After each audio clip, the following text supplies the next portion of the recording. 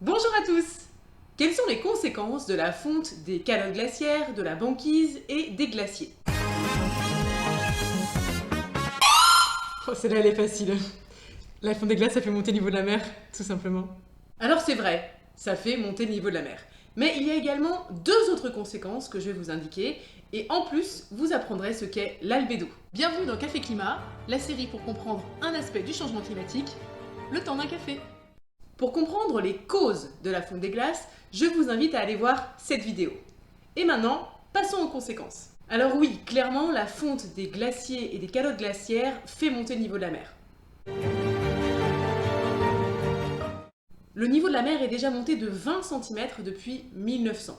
Et pour 2100, les prévisions sont de 40 cm à 80 cm, suivant si le scénario est optimiste ou pessimiste. Ces estimations viennent du rapport du GIEC. Le GIEC, c'est, comme son nom l'indique, le groupe d'experts intergouvernemental sur l'évolution du climat. C'est un organisme ouvert à tous les membres de l'ONU. Le GIEC a pour mission d'évaluer les informations scientifiques disponibles de façon neutre et objective en rapport avec le changement du climat. Ce qui est intéressant, c'est qu'il n'y a pas de parti pris dans ces rapports. C'est une analyse des faits en vue d'établir des scénarios possibles. Alors revenons maintenant à la fonte des glaces. Un truc intéressant, c'est que la fonte de la banquise ne fait pas monter le niveau de la mer. Et non! Et ça, je vous l'explique à la fin de la vidéo. Passons maintenant à la deuxième conséquence de la fonte des glaces.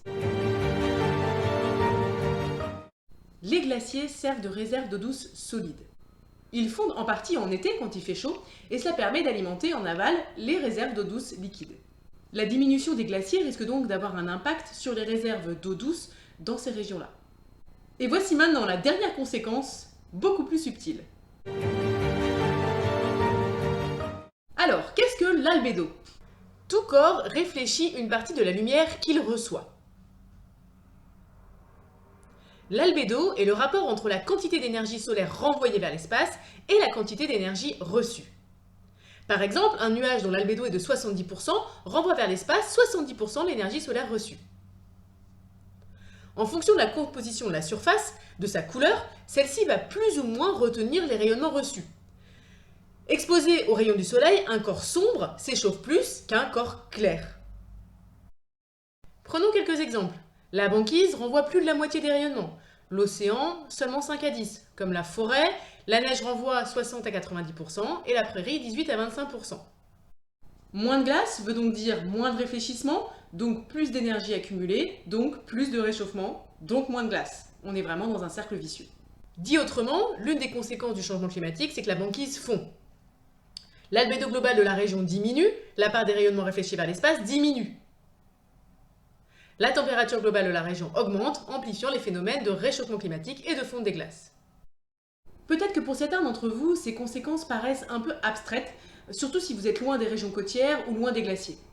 Mais je vous expliquerai dans un prochain épisode comment toutes ces conséquences s'imbriquent les unes dans les autres et pourraient avoir un impact bien au-delà de ces régions. Alors, pourquoi la fonte de la banquise ne fait pas monter le niveau de la mer? Ce qu'il faut comprendre, c'est qu'en fondant, l'eau contenue dans le glaçon va venir prendre la place de la partie immergée du glaçon. Donc, le niveau global de l'eau n'augmente pas. C'est lié à la loi d'Archimède. Et comme dit Obélix, ils sont fous ces Grecs. Je vous retrouve la semaine prochaine pour un nouvel épisode de Café Climat. Pour ne pas le louper, abonnez-vous à ma chaîne.